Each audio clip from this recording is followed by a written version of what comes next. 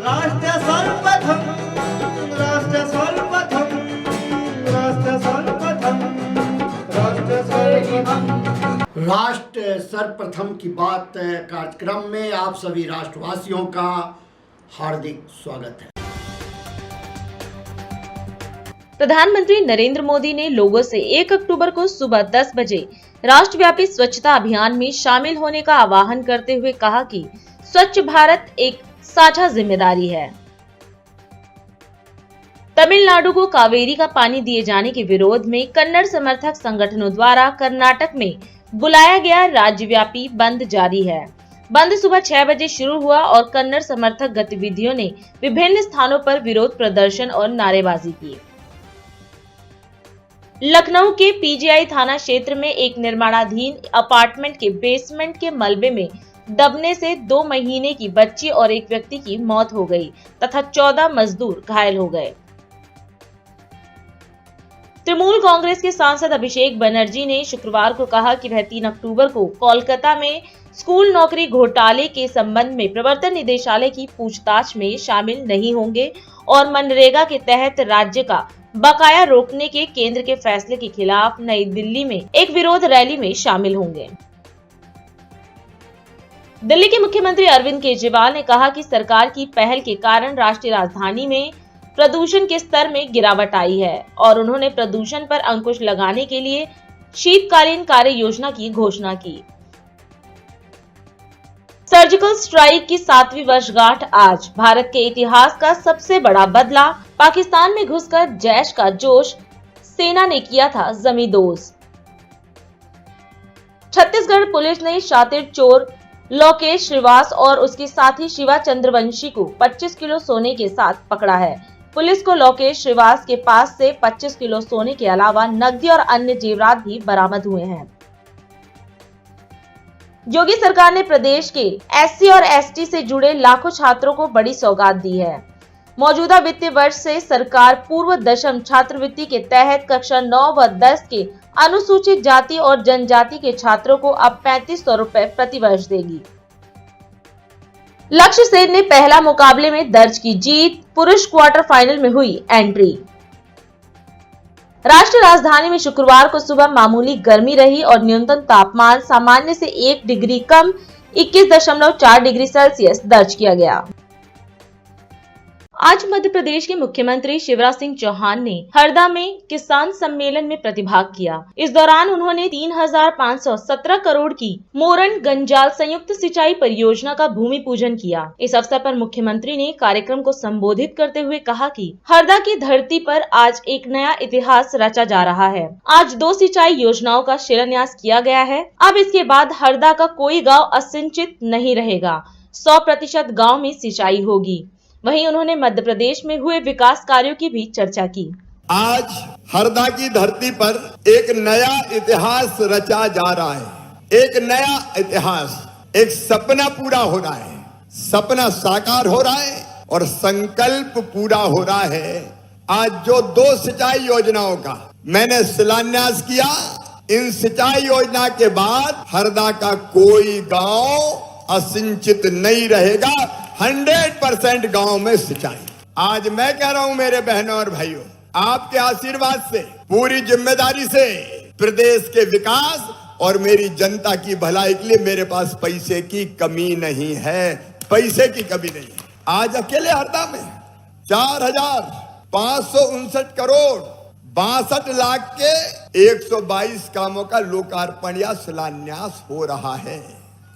मुझे बताते हुए खुशी है, मोरन गंजाल सिंचाई योजना 3,517 करोड़ की और इससे आपकी 201 गांव हरदा जिले के, नर्मदापुरम जिले के, खंडवा जिले के 201 गांव की 73,920 किसानों के खेतों में पानी पहुंचेगा। और दूसरी हमारी सिंचाई योजना अमर शहीद, जो देश की सीमाओं की सुरक्षा करते हुए शहीद हो गए, शहीद इलाब सिंह माइक्रो उद्वहन सिंचाई योजना 720 करोड़ की। इससे हरदा जिले के 118 गांव में सिंचाई का पानी जाएगा। 266 करोड़ रुपए की लागत के 42 सड़कें और पुल पुलिया, 44 करोड़ के 42 ग्रामीण सड़क और पुलियों का भूमि पूजन हुआ है।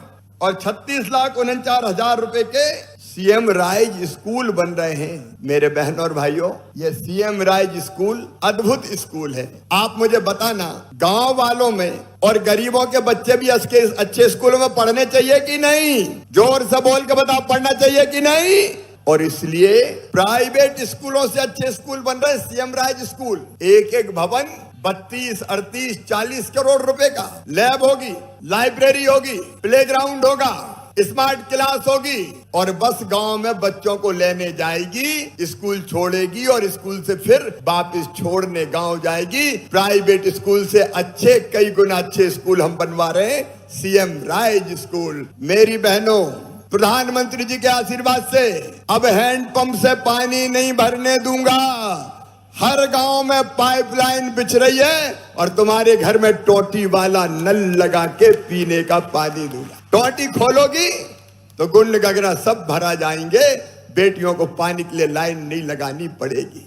आज किसान भाइयों, आप भी दिल पे हाथ रख के मुझे बताना, जितने विकास के काम हमने किए हैं, भारतीय जनता पार्टी की सरकार ने किए हैं, बताओ कभी कांग्रेस ने किए थे क्या?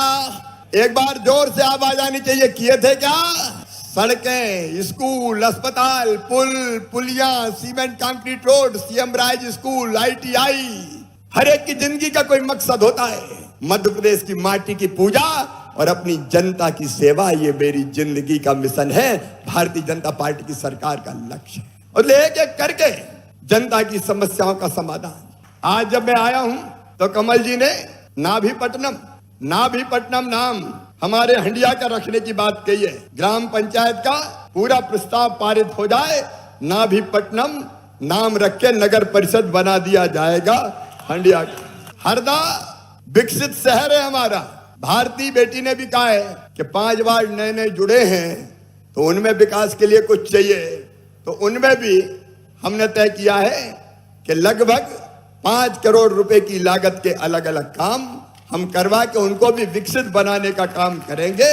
जनता की सेवा में कोई कसर नहीं छोड़ेंगे, और भी काम होंगे तो वो भी किए जाएंगे। मुख्यमंत्री पुष्कर धामी ने लंदन दौरे के बाद भारत आगमन पर नॉर्थ वेस्टर्न हाउस नई दिल्ली में प्रेस वार्ता को संबोधित किया। मीडिया को संबोधित करते हुए उन्होंने कहा कि उत्तराखंड में 8 और 9 दिसंबर को ग्लोबल इन्वेस्टर समिट आयोजित किया जा रहा है। वहीं उन्होंने लंदन में हाल ही में हुए उनके दौरे को लेकर कहा कि रोड शो के माध्यम से निवेशकों से मुलाकात की और कई समझौतों पर हस्ताक्षर भी हुए हैं। सीएम ने पीएम मोदी के नेतृत्व में G20 की सफल अध्यक्षता का जिक्र करते हुए कहा कि इसका व्यापक असर विदेशों में भी देखने को मिला है। लोगों का भारत के प्रति सकारात्मक दृष्टिकोण हुआ है, भारत को देखने का नजरिया बदला है। उत्तराखंड राज्य ने 8 और 9 दिसंबर को ग्लोबल इन्वेस्टर सबमिट करने का काम हम लोगों ने आगे बढ़ाया है।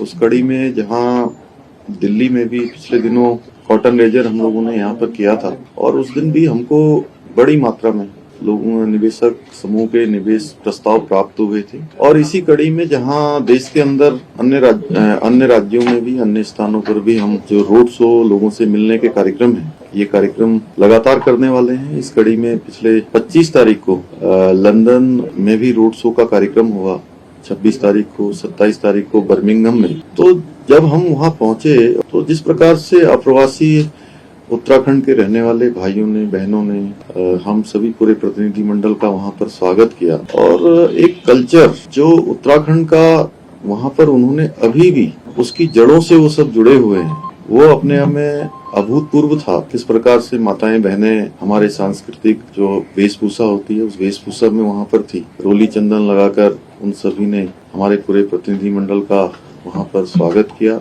और पूरा अपनी सांस्कृतिक चीजों को आगे बढ़ाने का काम, उनकी जड़ों से जुड़ने का काम बहुत ही मैं कहूँ कि संस्कारों के साथ, और स्वयं ही नहीं बल्कि अपने बच्चों को भी उन्होंने इन संस्कारों से जोड़ा है। और 26 तारीख को लगातार विभिन्न प्रकार के जो हमारे वहां पर निवेशक समूह के लोग, उन सभी से हम लोगों ने अलग अलग भेंट की, रोड शो के माध्यम से उनके साथ संवाद किया, और बहुत सारे करारों पर हस्ताक्षर भी हुए। 1-to-1 मीटिंगें भी वहां पर हुई। उन 1-to-1 मीटिंगों के माध्यम से बहुत सारे लोगों ने, जिन लोगों को जानकारी भी नहीं थी कि हमारा रोड शो होने वाला है, जब हम वहां पहुंचे और एक सकारात्मक रूप उनका दिखाई दिया। वो भारत के अंदर लोग काम करना चाहते हैं और उत्तराखंड भी आना चाहते हैं, और जो हाल ही में G20 की जो समिट यहाँ पर संपन्न हुई है हमारे आदरणीय प्रधानमंत्री नरेंद्र मोदी जी की अध्यक्षता में, भारत की अध्यक्षता में, उसका व्यापक असर आज विदेशों में देखने को मिल रहा है। किस प्रकार से लोग भारत के प्रति एक सकारात्मक बात करते हैं, एक लोगों का हमारे देश को देखने का नजरिया बदल गया है। एक लोगों के मन में विश्वास का भाव, प्रेम का भाव और मैं सच कहूं तो एक श्रद्धा का भाव भी आज विदेशों में भारत के प्रति उत्पन्न हुआ है। और भारतीय दूतावास जो वहाँ पर काम करता है, मैं उन सब का भी बहुत धन्यवाद करता हूँ कि उन्होंने भी विभिन्न सेक्टरों में काम करने वाले बहुत सारे विशेषज्ञ और जिनकी विशेषताएं हैं उन सभी के साथ एक इंटरेक्शन का कार्यक्रम रखा था। उन लोगों ने भी विभिन्न क्षेत्रों में उत्तराखंड में निवेश के लिए, लोगों को लाने के लिए अनेक प्रकार के सुझाव भी दिए हैं और अनेक प्रकार से निवेशकों को वहां लाने के लिए भी और आने के लिए भी सभी ने हमको आश्वस्त किया है। और ब्रिटेन के पर्यटन मंत्री के साथ जो वार्ता हुई, उस वार्ता में हम लोगों ने एक संयुक्त रूप से एक मसौदा तैयार किया है कि कैसे विदेशी टूरिस्ट कैसे वो उत्तराखंड आए और अधिकतम उत्तराखंड के स्थानों पर जाएं, उन सभी पर हमारी सार्थक चर्चा हुई। दिल्ली की केजरीवाल सरकार प्रदूषण के खिलाफ इस जंग में इस बार फिर से तैयार है, जिसके चलते योजना की तैयारी कर ली गई है। साथ ही विंटर एक्शन प्लान 2023 भी तैयार कर लिया गया है। इसी के बारे में दिल्ली के मुख्यमंत्री अरविंद केजरीवाल ने प्रेस वार्ता कर जानकारी दी। उन्होंने कहा कि दिल्ली के लोगों व विभिन्न सरकारी एजेंसियों के साथ मिलकर कई कदम उठाए गए, जिसके कारण दिल्ली में पिछले 8 सालों में प्रदूषण के स्तर में काफी कमी आई है। सीएम ने कहा कि 2014 में दिल्ली में जितना प्रदूषण होता था, आज 2023 में उस प्रदूषण में 30% कमी आई है। जब से दिल्ली में आम आदमी पार्टी की सरकार बनी है, दिल्ली के 2 करोड़ लोगों के साथ मिलके और अलग अलग सरकारी एजेंसीज के साथ मिलके, केंद्र सरकार के साथ मिलके बहुत सारे कदम उठाए गए हैं, जिसकी वजह से दिल्ली के अंदर पिछले 8 सालों में प्रदूषण में काफी कमी आई है। मैं ये नहीं कहूँगा कि आज की सिचुएशन आइडियल सिचुएशन है, लेकिन ये दिखाता है कि जिस रास्ते पे हम चल रहे हैं वो रास्ता सही है। 2014 के मुकाबले आज 2023 में 30% पोल्यूशन में कमी आई है। अमूमन देखने में आया कि अन्य राज्यों में या अन्य शहरों में समय के साथ प्रदूषण बढ़ा है, विकास की एक्टिविटीज के साथ प्रदूषण बढ़ा है, लेकिन दिल्ली में 30% पोल्यूशन की कमी है। 2014 में PM 2.5 149 होता था, आज PM 2.5 103 है। 2014 में PM 10 324 होता था, आज 223 है। तो लगभग 30% प्रदूषण में कमी आई है। एक और आंकड़ा मैं देना चाहता हूं कि 2016 में प्रदूषण के हिसाब से अच्छी हवा 109 दिन होती थी। 365 में से 109 दिन अच्छी हवा होती थी। ये संख्या बढ़ के 163 हो गई है। अब साल में 163 दिन अच्छी हवा होती है। 2016 में जो सीवियर पोल्यूशन होता था, बहुत खराब, ऐसे 26 दिन होते थे। अब ये संख्या घट के केवल 6 दिन रह गए हैं, जो बहुत खराब दिन होते हैं पूरे साल में। इसी दिशा में हमने इसमें कैंपेन चलाया पिछले कई सालों से, युद्ध प्रदूषण के विरुद्ध। उसी कड़ी में अब सर्दियां आ रही हैं। सर्दियों में हम देखते हैं पोल्यूशन बढ़ता है।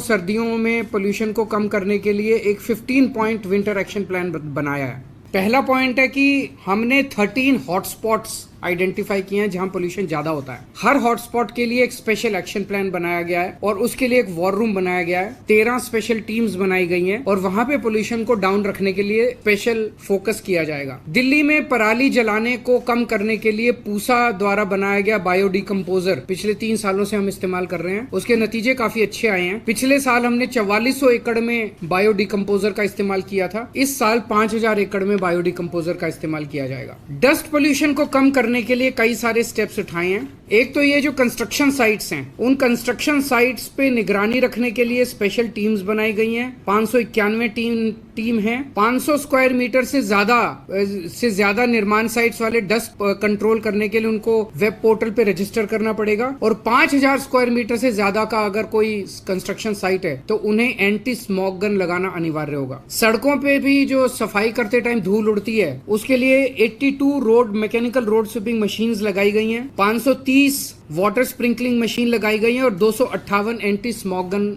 सड़कों के ऊपर चलेंगी विंटर के दौरान। जो व्हीकल से पोल्यूशन होता है उसको कंट्रोल करने के लिए पीयूसी सर्टिफिकेट्स की जांच करने के लिए और 10 साल से पुराने डीजल व्हीकल और 15 साल से पुराने पेट्रोल व्हीकल्स को प्रतिबंध के कंप्लायंस के लिए 385 टीम्स गठित की गई हैं। जो कंजेस्टेड एरियाज है, जहां ट्रैफिक ज्यादा रहता है, वहां पे व्हीकल खड़ा हो जाता है और व्हीकल खड़ा होकर वहां पे पोल्यूशन करता है, ऐसे 90 सड़कों की पहचान की गई है और वहां पे ऑल्टरनेट रूट्स प्रोवाइड करे जाएंगे। उसको प्रचारित किया जाएगा कि आप इसको अवॉइड कीजिए, इस सड़क को आप यहां से निकल सकते हैं। खुले में कूड़ा जलाने पे प्रतिबंध है और 611 टीमों का गठन किया गया है जो इसके ऊपर निगरानी रखेंगी। एक ग्रीन वॉर रूम बनाया गया है 24 घंटे, जिसके जरिए निगरानी रखी जाएगी। ग्रीन दिल्ली ऐप जो लॉन्च किया गया था उसका बड़ा सक्सेसफुल रिस्पांस रहा है। 3 साल पहले लॉन्च किया गया था। इसमें लगभग 70,000 शिकायतें आई, जिसमें से 90% 63,000 शिकायतों का निपटारा कर दिया गया है। हम दिल्ली के लोगों को अपील करेंगे कि एंड्रॉयड और iOS के ऊपर ये ग्रीन दिल्ली ऐप है, उसे जरूर डाउनलोड करें और कहीं भी किसी भी तरह की अगर दिल्ली में प्रदूषण करती हुई एक्टिविटी दिखाई दे उसको इस ऐप पे भेजें, हम उस पर तुरंत कार्रवाई करेंगे।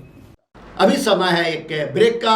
हम चलते हैं ब्रेक पर, आप कहीं जाए नहीं, छोटा सा break. Powered by Kamal Buildtech Private Limited, fulfilling promises. With our professional team and experience of delivering projects, in past we guarantee you peace of mind and top quality work in an affordable price. राष्ट्र सर्वप्रथम की बात कार्यक्रम में break के बाद एक बार फिर आप सभी राष्ट्रवासियों का स्वागत। मुख्यमंत्री अरविंद केजरीवाल सरकार के द्वारा आज प्रस्तुत विंटर एक्शन प्लान को लेकर दिल्ली बीजेपी प्रदेश अध्यक्ष वीरेंद्र सचदेवा ने एक प्रेस वार्ता को संबोधित किया। इस अवसर पर मीडिया को संबोधित करते हुए प्रदेश अध्यक्ष ने कहा कि मुख्यमंत्री के द्वारा आज प्रस्तुत विंटर एक्शन प्लान गत वर्ष प्रस्तुत प्लान का कॉपी पेस्ट है। उन्होंने सीएम केजरीवाल से सवाल करते हुए कहा कि जो हॉटस्पॉट आज या पिछले वर्षों में बताए गए थे उस पर दिल्ली सरकार ने क्या काम किया है और क्या कारण है कि दिल्ली से प्रदूषण कम नहीं हो रहा। आप सबने दिल्ली के मुख्यमंत्री का विंटर एक्शन प्लान देखा। उनके पिछले वर्ष का winter plan action plan Arvind Kejriwal का winter action plan copy paste है। उन्होंने दावा किया कि हमने प्रदूषण के हॉट स्पॉट चिन्हित किए हैं। उठाइए पिछले वर्ष के एक्शन प्लान, हूबहू वही हॉट स्पॉट। मैं केजरीवाल से ये पूछना चाहता हूं कि हॉट स्पॉट तो पिछले वर्ष भी चिन्हित किए थे, उन पर काम किया, क्या उपाय किए प्रदूषण कम करने के, उसकी जानकारी। प्रदूषण कम करने के जो उपाय हैं जो वो बताते हैं, पिछले 9 वर्षों से वो दिल्ली में सरकार में, अब जो उपाय बताते हैं जिसकी घोषणा फिर होगी कि हम दिल्ली में ऑड इवन योजना लाएंगे, वो नहीं होगा तो साथ साथ लाल बत्ती पर इंजन बंद करना, उसका प्रचार प्रसार होगा, या बहुत होगा तो पराली खोल। ये 3 योजनाएं उनके इवेंट है जो लगातार पिछले कई सालों से चल रहे हैं। मैं अरविंद केजरीवाल से सिर्फ एक सवाल पूछना चाहता हूं कि जो हॉटस्पॉट आप आज बता रहे हैं, जो पिछली बार बताए थे, जो उससे पहले भी बताए थे, उस पर आपने क्या काम किया कि क्या कौन सा ऐसा कारण है कि वहां से पोल्यूशन कम नहीं हो रहा। वो ये भी बताएं कि ग्रेप योजना किस आधार पर लागू की जाती है और क्या कारण है कि 200 से कम AQI नीचे जाता है। वायु प्रदूषण या धूल प्रदूषण रोकने के क्या उपाय। एक काम बता, जब तक पंजाब में सरकार नहीं बनी थी तो पराली का धुआं पंजाब से आता है। अब उस पंजाब के बारे में चर्चा नहीं होती। अब पराली का धुआं हरियाणा से आता है, या प्रदूषण हरियाणा की तरफ से आता है। ये क्या मैकेनिज्म पंजाब में क्या किया ये बता दें। आप तो रोज पंजाब के मुख्यमंत्री के हेलीकॉप्टर में घूमते हैं, कोई एक मीटिंग आपने पंजाब में की हो पोल्यूशन को रोकने की, उसका कोई कारण बता दें। आज गाजीपुर की क्या स्थिति है मुख्यमंत्री बताए। पिछले 9 महीनों में नगर निगम उनके पास है, पिछले 9 महीने का वो डाटा उठा के बताया कि गाजीपुर में कितनी ऊंचाई कम हुई। वो कहते हैं दिल्ली में फॉरेस्ट एरिया बढ़ाया गया। वर्ल्ड एनवायरमेंट डे पर गोपाल राय जी ने अनाउंस किया था। आप सरकार के मंत्री हैं, हम दिल्ली में 50 लाख वृक्षारोपण करेंगे। मैं आपको चुनौती देता हूं कि 50 लाख का डाटा सामने रखें। केजरीवाल सरकार कितनी जागरूक है या कितनी उसमें काम करने की क्षमता है। आज शिकागो विश्वविद्यालय की रिपोर्ट का जो जिसका मैं उल्लेख कर रहा हूं, पीछे तो आप सबने भी देखी थी, उन्होंने दिल्ली को विश्व का सबसे प्रदूषित शहर भी माना और साथ में ये भी कहा कि दिल्ली में रहने वाले लोगों की आयु 10 वर्ष घट रही है सिर्फ प्रदूषण के कारण। आप दिल्ली की सरकार में 9 साल से हैं, धरातल पे कोई काम अगर आप करते हैं तो बताइए। उन्होंने ये भी कहा था कि हम ई वेस्ट पार्क बनाएंगे। आप लोगों ने कोई देखा तो बताइए, हमें तो दिखता नहीं। पिछली बार जो हॉटस्पॉट आपने चिन्हित किए थे वही कॉपी पेस्ट आपने आज के प्रेस कॉन्फ्रेंस में बताया। मैं फिर कहता हूँ हॉटस्पॉट तो लास्ट डेट भी आपने पॉइंटेड किए थे, उस पर काम क्या किया? क्या कारण है कि हमारा दिल्ली का प्रदूषण 450, 400, 500 तक टच करता है? दिल्ली की सड़कों पर उड़ने वाली धूल, उसको रोकने का क्या उपाय है? दिल्ली की मेयर डॉक्टर शैली ओबरॉय, डिप्टी मेयर आले मोहम्मद इकबाल, सदन के नेता मुकेश गोयल ने एक प्रेस वार्ता को संबोधित किया। इस अवसर पर मीडिया को संबोधित करते हुए मेयर डॉक्टर शैली ओबरॉय ने दिल्ली को स्वच्छ बनाने के लिए नई विशेष योजनाओं की घोषणा की। इस दौरान उन्होंने कहा कि अब दिल्ली होगी साफ अभियान के अंतर्गत दिल्ली के 12 जोनों में कचरा संवेदनशील बिंदुओं की पहचान कर रहे हैं। इन बिंदुओं की पहचान करने के बाद इन्हें खत्म करने की भी शुरुआत हो चुकी है। मेयर ने कहा कि जितने भी दिल्ली के ढलाव घर हैं, उनको खत्म करना हमारा मकसद है और सीएम केजरीवाल के निर्देशानुसार इन बिंदुओं को खत्म करने के बाद इनका सौंदर्यीकरण किया जाएगा। अब दिल्ली होगी साफ। इस अभियान के अंतर्गत पूरे दिल्ली के 12 जोन में हम लोग गार्बेज वनरेबल पॉइंट्स को आइडेंटिफाई कर रहे हैं। अब पिछले 1-2 महीने से इस अभियान के अंदर जितने भी अधिकारी हैं, कर्मचारी हैं, हमारे पार्षद हैं, सब ने मिलके कुछ जो 12 जोन में गार्बेज वनरेबल पॉइंट्स हैं उनको आइडेंटिफाई कर लिया है। दिल्ली की जनता के लिए खुशखबरी ये है कि आइडेंटिफाई करने के बाद इन पॉइंट्स को खत्म करने की शुरुआत भी हो चुकी है। एक तो सबसे बड़ा जो हमारा मकसद है वो है जितने भी दिल्ली के ढलाव घर हैं उनको खत्म करना है। जो पुराने तरीके के बने हुए ढलाव घर हैं, जो ओपन कूड़ा जिनसे बाहर सड़कों तक आ जाता है, तो उन पॉइंट्स को खत्म हमें करना है। और कुछ जगह पे जो ढलाव हैं खत्म हो चुके हैं, पर एक आदत सी बन गई है जनता की कि जहाँ पर जगह देखी खाली वहाँ पर कूड़ा फेंक दिया और बहुत सारा बड़ा एरिया कवर करते हुए बड़ा सा एक कूड़े का पहाड़ बन जाता है। उसको हम कहते हैं गार्बेज वनरेबल पॉइंट्स। हमने 12 जोनों के अंदर गार्बेज वनरेबल पॉइंट्स को आइडेंटिफाई कर लिया है। जैसे सेंट्रल जोन में 11 पॉइंट्स हैं, आइडेंटिफाई हो चुके हैं। करोलबाग जोन में 13 पॉइंट्स आइडेंटिफाई हो चुके हैं। शादरा नॉर्थ में 10 पॉइंट्स को आइडेंटिफाई किया गया है। नजफगढ़ जोन में भी 10 पॉइंट्स हैं। नरेला जोन में भी 10 पॉइंट्स हैं। वेस्ट जोन में भी 10 पॉइंट्स हैं। साथ ही जो दूसरे जोन है जैसे रोहिणी है, सबसे ज्यादा गार्बेज वनरेबल पॉइंट्स हैं, वो 37 पॉइंट्स रोहिणी जोन में आइडेंटिफाई किए गए हैं। उसके बाद सिविल लाइन जोन में 22 पॉइंट्स, शादरा साउथ में 15 पॉइंट्स, साउथ जोन में 10 पॉइंट्स, केशवपुरम में 10 पॉइंट्स, ऐसे 12 जोन में हमने पॉइंट्स को आइडेंटिफाई कर दिया है। मान के चलिए पूरे अक्टूबर महीने में इन सभी गार्बेज वनरेबल पॉइंट्स को हम लोग पूरी तरह से खत्म कर देंगे और इन एरियाज का ब्यूटिफिकेशन कर दिया जाएगा। और माननीय मुख्यमंत्री अरविंद केजरीवाल जी के निर्देश अनुसार इन पॉइंट्स को खत्म करने के बाद हम उनका सुंदरीकरण करने वाले हैं। इन पॉइंट्स में जगह जगह पे हम बड़े बड़े गमले हैं, पॉट्स हैं, उनको रखेंगे और पेड़ पौधे भी लगाए जाएंगे। साथ ही ऐसी जगह पे जहां पर हमने वो गार्बेज वनरेबल पॉइंट्स को आइडेंटिफाई करके खत्म किया है, वहां पर हमने साइनेज बोर्ड्स को इंस्टॉल करने का निर्देश दिया है, जिसपे साफ सफाई को लेके जनता को एक मैसेज दिया जाएगा कि यहाँ पर कूड़ा फेंकना अलाउ नहीं है और साथ ही अपनी जिम्मेदारी को समझते हुए नागरिक यहाँ पर कूड़ा ना फेंके। ऐसे वहां पर हम कोटेशंस उन साइनेज बोर्ड्स पर लिखने वाले हैं ताकि जनता में एक पॉजिटिव मैसेज जाए कि दिल्ली को और उनके एरिया को साफ रखने की जिम्मेदारी उनकी खुद की है। और साथ ही जितने भी हमारे सैनिटेशन स्टाफ हैं उन एरियाज को वो डेली बेसिस पे मॉनिटर करेंगे और उसके बाद उन एरियाज में हम डस्टबिन को इंस्टॉल करने वाले हैं। जगह जगह बड़े बड़े स्टील के डस्टबिन या डेकोरेटिव डस्टबिन को हम प्लेस करेंगे। और कुछ कुछ इलाके में जहां पर वनरेबल पॉइंट्स में अभी भी एक आदत के अनुसार कूड़ा फेंका जा रहा है, उन एरियाज को हम देने वाले हैं FCTS, क्योंकि अभी भी कुछ ऐसे वार्ड्स हैं पूरी दिल्ली में जहां पर ढलाव हैं और FCTS जो हमारी कंपैक्टर मशीन्स हैं, जहां पर पूरे एरिया का कूड़ा ले जाकर कूड़े को कंप्रेस किया जाता है और फिर वो लैंडफिल्स पे या CND प्लांट में या वो हमारा जो वेस्ट टू एनर्जी प्लांट्स में भेजा जाता है। तो कुछ कुछ एरियाज में MCD की लैंड को आइडेंटिफाई करके FCTS प्लांट्स मशीनों को इंस्टॉल किया जाएगा। और साथ ही जो नगर निगम के रिसोर्सेज हैं, कुछ ऐसे वार्ड्स भी हैं जहां पर रिसोर्सेज की कमी रही है पिछले कुछ सालों से, जैसे साइकिल रिक्शा है, ऑटोमेटेड बैटरी ऑपरेटेड टिपर्स हैं, हम उनकी क्वांटिटी भी बढ़ाने वाले हैं ताकि घर घर से ही कूड़ा उठाया जा सके और इन वनरेबल पॉइंट्स को खत्म किया जाए। तो जो सपना हमारा दिल्ली की जनता ने देखा हुआ है, माननीय मुख्यमंत्री अरविंद केजरीवाल जी ने जो दिल्ली की जनता को वादा किया है कि अब जो हमारा सफाई अभियान है, अब दिल्ली होगी साफ, उसके अंतर्गत हम आने वाले समय में दिल्ली को कूड़ा फ्री बनाने का जो हमारा कैंपेन है उसकी जो रफ्तार है उसको बढ़ा दिया गया है, क्योंकि दिल्ली हमारी अपनी है, उसको साफ रखने की जिम्मेदारी भी हम सबकी है। राजस्थान कॉलेज काउंसिल द्वारा आयोजित द्वितीय RNC राष्ट्रीय सम्मेलन आयोजित किया गया। इस अवसर पर मुख्यमंत्री अशोक गहलोत भी मौजूद रहे। कार्यक्रम को संबोधित करते हुए सीएम ने सचिवालय संघ के शपथ ग्रहण समारोह में शामिल होने पर प्रसन्नता व्यक्त की। सीएम अशोक गहलोत ने कोरोना काल में राजस्थान में कांग्रेस के नेतृत्व वाली सरकार द्वारा किए गए कार्यों की चर्चा की। उन्होंने कहा कि महंगाई की मार कम हो, इसके लिए हमारी सरकार लगातार प्रयासरत है। मुझे बहुत प्रसन्नता हो रही है कि आज मुझे फिर एक बार सचिवालय संघ के शपथ ग्रहण समारोह में आने का अवसर मिला।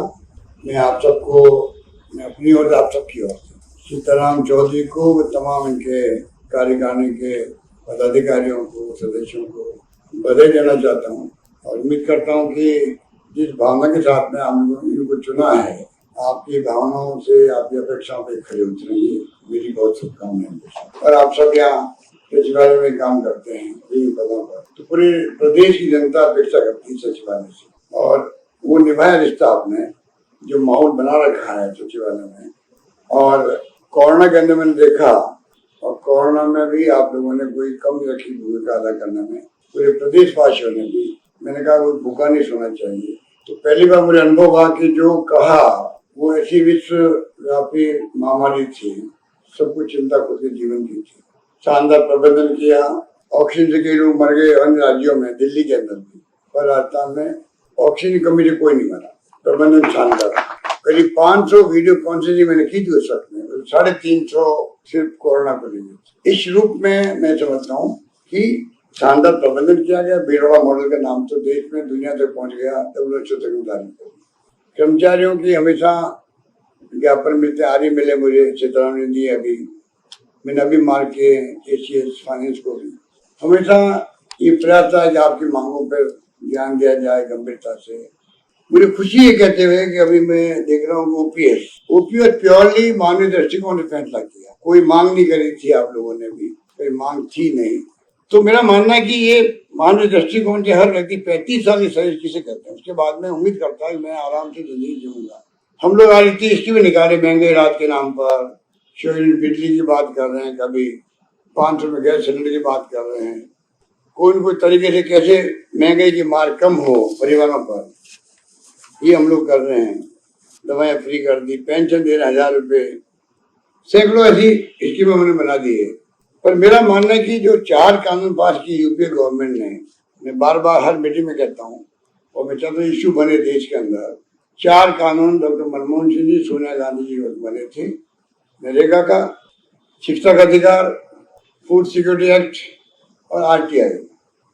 हम कहते हैं केंद्र सरकार को आप 5वां कानून बनाओ, राइट टू सोशल सिक्योरिटी। दुनिया भर के मुल्कों में, यूरोपियन कंट्रीज में ये कानून है या नियम जो भी है वहाँ, ये सिस्टम देश में लागू होना चाहिए। 1 करोड़ लोगों को पेंशन दे रहे हैं राजस्थान के अंदर, पहले 500 रुपए की 1000 रुपए कर दी। 1 करोड़ लोगों को पेंशन किसे कहते हैं? बुजुर्गों को, विसर्जनों को, विधवाओं को, एकल नारी को। तमाम बातें उसमें आ जाएगी कि किस प्रकार से सोशल सिक्योरिटी हो देश के अंदर। हम तो इसी तरफ आगे बढ़ रहे हैं। 2030 मिशन क्यों लगाया मैंने, इसीलिए लिखा है, और वो प्रोग्राम सरकार का प्रोग्राम है। 2030 मिशन जो है CS मॉनिटरिंग कर रही है। 2.5 करोड़ से अधिक लोगों ने अपनी राय दी है। हम जानते हैं कि अधिकांश लोगों ने अपनी समस्या बताई होगी, कई लोगों ने कुछ सुझाव दिए होंगे, कुछ भी किया होगा, शिकायत की होगी सरकार के अधिकारियों की, हम सब की, वो भी हमारे लिए फीडबैक है। तो एक ऐसा अभियान चल पड़ा है, जल्दी डॉक्यूमेंट आएगा आपके सामने। इस प्रकार से जो फैसले किए गए हैं उसका मैं समझता हूँ बहुत बड़ा असर है। इस कदर काम हो रहे हैं। इसलिए 2030 मिशन जो बनाया है वो इसलिए बनाया कि हमारा टारगेट होना चाहिए हम कहाँ तक पहुंचे हैं, कहाँ तक पहुंचे हर विषय के अंदर, हर क्षेत्र में, इंफ्रास्ट्रक्चर के अंदर। और मुझे खुशी है कि लोग रेस्पॉन्ड कर रहे हैं। इसलिए आज मैं आपको बहुत शुभकामनाएं दे रहा हूँ और शुक्रिया अदा भी कर रहा हूँ। आपने बहुत शानदार साथ निभाया हम लोगों का, उनके लिए आपको बहुत बहुत शुक्रिया। और अधिक खबरों के लिए आप हमारे YouTube चैनल दैनिक इंडिया दर्पण को अभी सब्सक्राइब करें और नोटिफिकेशन के लिए बेल आइकन को प्रेस करना ना भूलें। आज हम इस कार्यक्रम में आपसे विदा लेते हैं। आप अन्य खबरों के लिए बने रहे। राष्ट्र सर्वप्रथम, वंदे मातरम, जाग उठा है भारत। राष्ट्र सर्वप्रथम, राष्ट्र सर्वप्रथम, राष्ट्र सर्वप्रथम, राष्ट्र सर्वप्रथम।